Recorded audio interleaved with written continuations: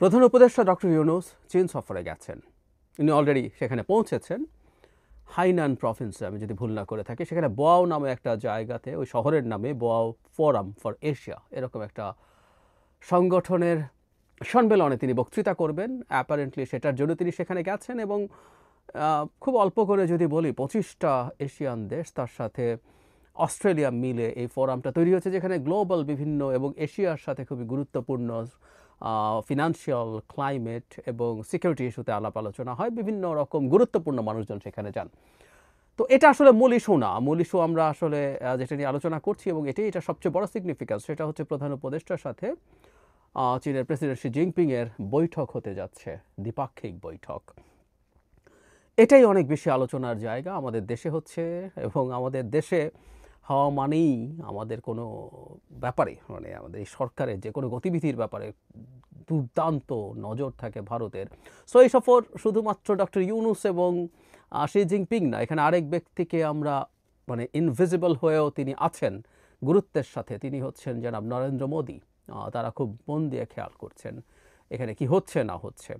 In fact তাদের মিডিয়াতে এর মধ্যে এটা নিয়ে নানান আলাপ আলোচনা চলেছে, আমরাও কথাবার্তা বলছি। আমরা এই সফরটাকে এবং বিশেষ করে এই দ্বিপাক্ষিক বৈঠকটাকে কিভাবে দেখব, মানে ভারতের জায়গা থেকে সবচেয়ে ভালো হতো, তারা সবচেয়ে খুশি হতো ডক্টর ইউনূস যদি শি জিনপিংয়ের সাথে দ্বিপাক্ষিক বৈঠকে না বসতেন। যদি এর মধ্যে আমাদের সরকারের দিক থেকে প্রেস সেক্রেটারি ভারতের পত্রিকা দ্য হিন্দুকে কনফার্ম করেছেন যে ডক্টর ইউনূস প্রথম ভারতেই যেতে চেয়েছিলেন গত ডিসেম্বরে, এই সফরের আলাপ আলোচনা শুরুরও আগে, কয়েক সপ্তাহ আগেই, কিন্তু ভারত সেটা ডিনাই করেছে। কিন্তু ভারত যেটা চায় শেখ হাসিনার মতো হবে, না হলেও 80%, 50% শেখ হাসিনা হবে, 50% কৃতদাস হবে। ভারত চাইছে না, কিন্তু বাংলাদেশও সুবোধ বালকের মতো চায়নার সাথে বা পাকিস্তানের সাথে কোনো রকম কোনো যোগাযোগ করবে না, চুপ করে বসে থাকবে। কিন্তু এটা ডিফারেন্ট বাংলাদেশ।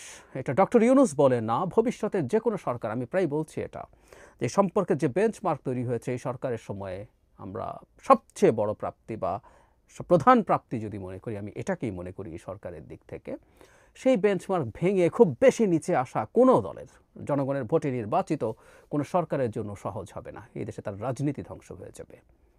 যাই হোক, ভারত খুশি হতো, কিন্তু না, আমরা রাইটলি এই সিদ্ধান্তটা নিয়েছি।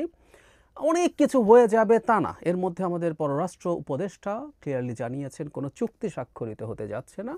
কিছু এমওইউ বা মেমোরেন্ডাম অফ আন্ডারস্ট্যান্ডিং, সমঝোতা স্মারক বাংলায় বলি আমরা, স্বাক্ষরিত হতে পারে।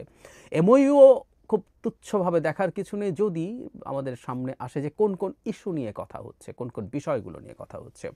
আমরা এখনও জানি না, ওনাদের বৈঠকের পর যে বিস্তারিত তথ্য আমরা পাবো সেটার ভিত্তিতে আমরা আসলে সেটাকে ইভ্যালুয়েট করব। কিন্তু কী হলে পজিটিভ হবে, কিন্তু আসলে একটা পজিটিভ ব্যাপার ঘটেই গেছে, সেটা নিয়ে শেষে কথা বলবো, এটা অলরেডি ঘটে গেছে। কিন্তু কী হলে আমরা মনে করি আমাদের দিক থেকে খুব বড় অ্যাচিভমেন্ট হবে বলে মনে করি। আমাদের পররাষ্ট্র উপদেষ্টা চায়নায় গিয়েছিলেন, সেখানে গিয়ে তিনি একটা আলাপ করে এসেছিলেন, তখনই আমি এটা নিয়ে কথা বলেছি। সেটা হচ্ছে বাংলাদেশকে চীন যেসব ঋণ দিয়েছে, বাংলাদেশে চীনের দেওয়া অনেক ঋণ অপ্রয়োজনীয় এবং অনেক ঋণ অত্যন্ত এক্সপেন্সিভ, সেগুলো শোধ করার যে টেনিওর সেটা কম, সুদ অনেক উঁচু, এরকম ব্যাপার আছে। কিন্তু পৃথিবীতে ইতিহাস আছে, এই সাম্প্রতিক অতীতে মালয়েশিয়াতে এটা হয়েছে। মাহাথির মোহাম্মদ এই লেটেস্টবার ক্ষমতায় আসার পর চীনের অনেক ঋণ রিনেগোশিয়েট করেছেন, সেখানে চীন তার ঋণের সুদের হার কমিয়েছে, এমনকি পরিশোধের সময়সীমা বাড়িয়েছে। সো আমরা আমাদের দিক থেকে এক্সিস্টিং অর্থনৈতিক সংকটের মধ্যে যদি এমন কোনো সুবিধার ঘোষণা পাই, এটা সরকার একটা বড় সাফল্য হিসাবে আমরা বিবেচনা করব। নট অনলি দ্যাট, চীন থেকে আমরা ইম্পোর্ট করে, বাংলাদেশ সবচেয়ে বেশি পণ্য আমদানি করে চীনের কাছ থেকে, দ্বিতীয় ভারত 13-14 বিলিয়ন ডলারের মতো, চীন 22 থেকে 25 বিলিয়ন ডলারের মতো। It's a huge amount. এসব ক্ষেত্রে যদি কিছুটা ডেফার্ড পেমেন্ট তারা পারমিট করে, যে আমরা পণ্য আনছি কিন্তু পরিশোধের সময়সীমার জন্য কিছুটা সময় লাগবে, সেটা সাকসেসফুল হতে পারে। বিনিয়োগ, এফডিআই যদি আনা যায়, চীনের সরকার টু সরকার যেসব ঋণ আছে সেগুলোর বাইরে যদি চীনের বিনিয়োগকারীরা বাংলাদেশে বিনিয়োগ করেন, ডক্টর ইউনূস তার ভাষণে জাতির উদ্দেশ্যে দুদিন আগে যে ভাষণ দিয়েছেন, সেখানে চীনের একটা সোলার পাওয়ার কোম্পানি, যেটা পৃথিবীরই সবচেয়ে বড়, তারা বাংলাদেশে বিনিয়োগ করবে, এই ধরনের কথা বলেছেন। সো এরকম আরও কিছু বিনিয়োগ যদি আনা যায়, সেটা একটা বড় সাফল্য হিসাবে দেখব। কিন্তু এমওইউর মধ্যে একটা বিষয় আলোচনার জায়গা আছে, সেটা একটু দেখতে হবে এবং আমাদের কিছু ব্যাপারে সতর্কতারও প্রয়োজন আছে, সেটা নিয়েও কথা বলতে চাই। কিন্তু যে কথা বলছিলাম, একটা সাফল্য অলরেডি হয়ে গেছে, সেটা হচ্ছে চীনের সাথে চীনের প্রেসিডেন্টের সাথে এই বৈঠকটা। চীনের প্রেসিডেন্ট কিন্তু পৃথিবীর সবচেয়ে শক্তিশালী, সবচেয়ে পাওয়ারফুল মানুষ বেশ কিছুদিন থেকে, নানান র্যাঙ্কিংয়ে তাকে বলা হয়। এর মানে এই না চীন সবচেয়ে পাওয়ারফুল দেশ, কিন্তু যেটা হয় শি জিনপিংয়ের হাতে আসলে চীনের সব ক্ষমতা কার্যত তার হাতে। মানে আমেরিকান প্রেসিডেন্টের হাতে এত ক্ষমতা থাকে না ব্যক্তিগতভাবে। আমেরিকা সবচেয়ে পাওয়ারফুল দেশ হলেও এখন পর্যন্ত নানান বিবেচনায়, কিন্তু প্রেসিডেন্টের হাতে অত ক্ষমতা নেই। তার হাত পা নানানভাবে চেকস অ্যান্ড ব্যালেন্সের মাধ্যমে বেঁধে ফেলা হয়েছে। তো শি জিনপিং পৃথিবীর সবচেয়ে পাওয়ারফুল মানুষ, তার সাথে যখন আমাদের প্রধান উপদেষ্টা বসছেন এবং প্রেক্ষাপটটা হচ্ছে ভারত বাংলাদেশের ওপরে, বাংলাদেশের এই সরকারের ওপরে তীব্র চাপ তৈরি করার চেষ্টা করছে, তাকে সেই অর্থে এখনও স্বীকৃতিই দেয়নি। মানে স্বীকৃতি দিয়েছে এইভাবে যে তারা শেখ হাসিনাকে আর প্রধানমন্ত্রী বলছেন না, আমাদের প্রধান উপদেষ্টা দায়িত্ব নেওয়ার পর তাকে কনগ্র্যাচুলেট করেছেন। সো এই সরকারকে এক ধরনের মেনে নিয়েছে তারা, কিন্তু মন থেকে স্বীকৃতি বলতে যা বোঝায়। এমনকি 26শে মার্চকে সামনে রেখে প্রধান উপদেষ্টার কাছে বার্তা পাঠিয়েছেন, এগুলো করেছেন। সো তারা স্বীকৃতি দিয়েছেন, মেনে নিয়েছেন, কিন্তু আসলে বাংলাদেশের সরকারকে হোল হার্টেডলি মেনে নেওয়া এবং তার সাথে কাজ করা, সেটা থেকে ভারত এখনও বেশ খানিকটা দূরে। এই প্রেক্ষাপটেই চায়না সাথে আমাদের প্রধান উপদেষ্টা বৈঠক হচ্ছে শি জিনপিংয়ের সাথে। আমরা খেয়াল করব শেখ হাসিনার পতন এবং পালিয়ে যাবার পর থেকে চীন চেষ্টা করছে, সরকার এবং সরকারের বাইরের শেখ হাসিনা বিরোধী যত শক্তি আছে, বিএনপি, জামায়াতে ইসলামী, নাগরিক কমিটি, তখনও নাগরিক পার্টি হয়নি, তাদের বিভিন্ন নেতৃবৃন্দকে তারা বিভিন্ন দফায় বিভিন্ন কিস্তিতে তাদের দেশে নিয়ে গেছেন, তাদের সাথে ইন্টারাক্ট করেছেন। তাদের রাষ্ট্রদূত, বিএনপি নেতা, জামায়াত নেতা, সরকার সবার সাথে খুবই উষ্ণ সম্পর্ক তৈরি করার চেষ্টা করছেন। চীন বাস্তবতা মেনে নিয়ে এখন শেখ হাসিনা বিরোধী শক্তিগুলোর সাথে সম্পর্ক তৈরির চেষ্টা করছে, যদিও শেখ হাসিনা ক্ষমতায় টিকে থাকার পেছনে চীনের গুরুত্বপূর্ণ ভূমিকা ছিল, এটা আমাদের ভুলে গেলে চলবে না। তো ফলে এইখানে যখন চীন এই জায়গায় চলে যাচ্ছে, এটা ভারতের জন্য চাপ তৈরি করছে। বাংলাদেশ চীনের পক্ষে চলে গেল কিনা, ভারতের মিডিয়াতে এই আলাপগুলোই খুব হচ্ছে, কতটা যায় কি যায়। এর মধ্যে বিশেষ করে কিছু স্ট্র্যাটেজিক প্রশ্ন, সিকিউরিটির প্রশ্ন, অ্যাপারেন্টলি মনে হয় এগুলো সেরকম না, কিন্তু এর সাথে এগুলো জড়িত আছে। আমি তিস্তা প্রজেক্টের কথা বলছি। ধরলাম এমওইউর খুব শক্ত আইনি ভিত্তি নেই, কারণ এটা অ্যাগ্রিমেন্ট না, কিন্তু যদি একটা এমওইউ হয় যে তিস্তা প্রজেক্টে বাংলাদেশ আবার চীনকে কাজ করতে দিতে চাইছে, বা মোংলা পোর্ট চীন পরিচালনা করতে চেয়েছে, আমি যদ্দূর নিউজ দেখেছিলাম এটার সিদ্ধান্ত অলমোস্ট সরকার নিয়েছে বা অলরেডি দিয়ে ফেলেছে, আমি নিশ্চিত নই সেটা, বা একই রকমভাবে আর কি এমওইউ হয়, সেটা আসলে আমাদের একটা দেখার ব্যাপার থাকবে। বিশেষ করে তিস্তা চুক্তি, তিস্তা নিয়ে ভারতের প্রচণ্ড মাথা ব্যথা আছে। তিস্তা চুক্তি, তিস্তা প্রজেক্টটা যে জায়গায় হবে, সেই জায়গাটা ভারতের সেই শিলিগুড়ি করিডোর, যেটাকে আমরা এখন অনেকেই জানি চিকেন স্নেক বলে আমরা বুঝি, একটা চোক পয়েন্ট, খুবই ন্যারো একটা স্ট্রিপ অফ ল্যান্ড, যেটা দিয়ে ভারতের নর্থ ইস্টার্নের রাজ্যগুলো কানেক্টেড আছে মূল ভারতের ভূখণ্ডের সাথে। সো এটা একটা চোক পয়েন্ট, স্ট্র্যাটেজিক চোক পয়েন্ট। এখানে একটা প্রজেক্ট যদি হয়, সেটাকে ভারত কিভাবে নেবে, এটা ভারতের জন্য খুবই বড় দুঃসংবাদ। শুধু না, সেটা আমাদের জন্য কতটুকু চাপ হয়ে আসতে পারে, সেটা মাথায় রাখতে হবে।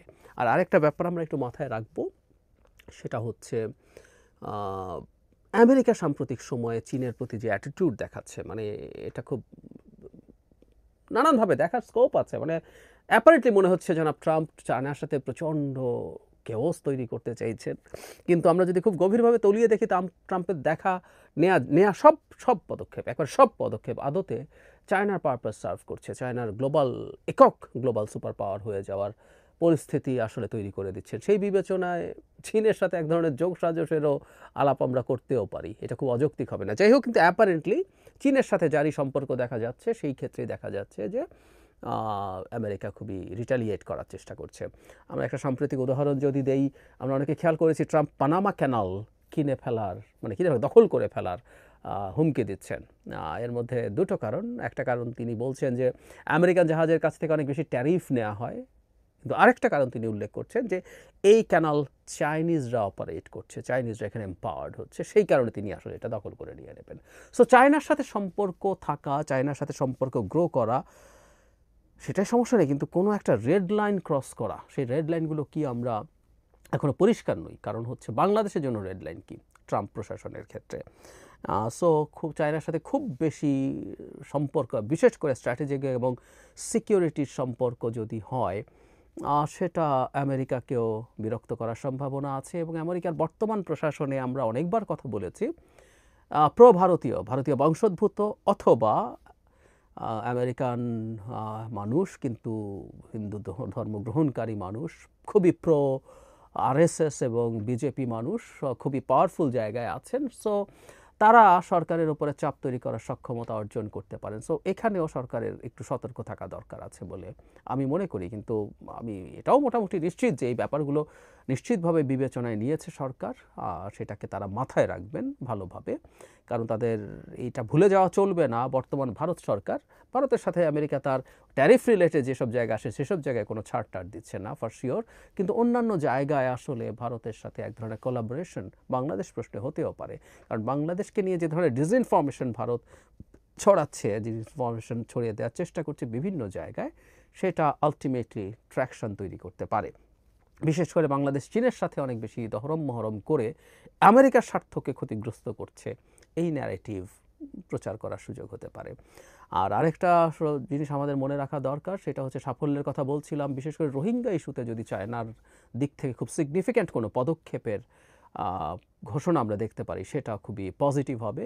কারণ আমরা অনেকবার বলেছি বাংলাদেশের সাথে সীমান্তবর্তী যে দুটো প্রভিন্স আছে মিয়ানমারের, বিশেষ করে যেখানে সংকটটা সবচেয়ে বেশি এখন রাখাইন প্রভিন্স, সেখানে যে গ্রুপটা এখন ডিফ্যাক্টো কন্ট্রোলে আছে আরাকান আর্মি, তার উপরেও চায়নার খুবই গুরুত্বপূর্ণ প্রভাব আছে, আর তাদের কেন্দ্রীয় সরকারের প্রতি তো আছেই। সো সব কিছু মিলে সেটাও একটু দেখার ব্যাপার আছে।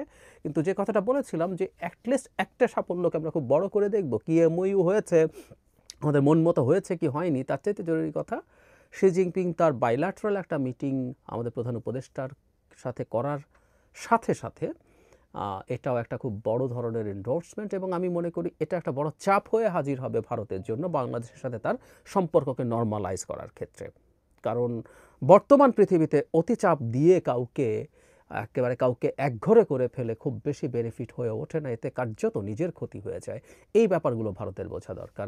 আমি ছোট একটা উদাহরণ দিই, আগেও এটা নিয়ে কথা বলেছি, আমাদের অনেক রকম কিছু বন্ধ করে দিয়েছে তারা, তাদের ক্ষতি করি হলো, আমরা বাংলা যে প্রবচন বলে নিজের নাক কেটে পরে যাত্রা ভঙ্গ করা, সেটা করার চেষ্টা করছেন। ওদের দোকান খালি পড়ে আছে, ব্যবসা পরিবর্তন করে ফেলবেন এরকম রিপোর্ট দেখছি, কারণ তাদের কাস্টমার নেই। চিকিৎসার ক্ষেত্রে আমাদের অনেক রোগীর দুর্ভোগের বিনিময়ে তারা আমাদের ঝামেলা করার চেষ্টা করছেন, কিন্তু চায়না তার অল্টারনেটিভ, সে কুনমিংয়ে ডেডিকেটেড হসপিটাল করার কথা বলছেন বাংলাদেশিদের জন্য, বা বাংলাদেশে এসে তারা হসপিটাল তৈরি করবেন, তাদের পরিচালনায় চলবে, এরকম নানান রকম অল্টারনেটিভ তৈরি হচ্ছে, সেগুলো হচ্ছে। সুতরাং ভারতের এই বাস্তবতা বুঝে চীনের সাথে বাংলাদেশের অনেক বেশি এনগেজমেন্ট হচ্ছে। নট অনলি চায়না, আমি এই প্রসঙ্গে একটু বলে রাখি, পাকিস্তানের সাথেও এনগেজমেন্ট বাড়ছে। সব কিছু মিলে ভারতের উপরে চাপ তৈরি হচ্ছে, এবং ভারত বাংলাদেশের সাথে তার সম্পর্ককে নর্মালাইজ করে। এবং কোন বাংলাদেশের সাথে? একটা স্বাধীন সার্বভৌম বাংলাদেশ, একটা স্বাধীন সার্বভৌম বাংলাদেশের প্রধান, যিনি শির দাঁড়া সোজা করে, মাথা উঁচু করে, চোখে চোখ রেখে কথা বলেন, তার সাথেও সম্পর্ককে ঠিক জায়গায়, একটা মোটামুটি ওয়ার্কিং রিলেশনের জায়গায় নিয়ে যাওয়ার ক্ষেত্রে ভারত নিজেই চাপ বোধ করবে। শেষ করছি, আগেও বহুবার বলেছি, ভারত যে কথাটা বলতো ভারতের নিজের সেটা বোঝা উচিত। যখন আমেরিকা শেখ হাসিনা সরকারকে খুব রিপিটেডলি তীব্র চাপ প্রয়োগ করছিল একটা অবাধ সুষ্ঠু নির্বাচনের জন্য, তখন ভারতের থিঙ্ক ট্যাঙ্কে এই কথা বলতে আমরা প্রচুর দেখেছি যে এটা করার মাধ্যমে কার্যত শেখ হাসিনাকে চায়নার দিকে ঠেলে দেওয়া হচ্ছে অনেক বেশি চাপ দিলে। সো এই কথাটা এখন ভারতকেই আমি বলি, তাদের চাপই আসলে আলটিমেটলি বাংলাদেশকে অনেক বেশি চীনের দিকে ঠেলে দিচ্ছে। সো এই চায়না সফরের ফলে ভারতে এটার রিয়েলাইজেশন আসার সম্ভাবনা তৈরি হয়েছে, যদিও তাদের সাম্প্রতিক গতিবিধি, তাদের অ্যাটিটিউড দেখে মনে হয় না তারা তেমন কিছু শিখবে, তারপরও আমরা এইটুকু আশা রাখছি।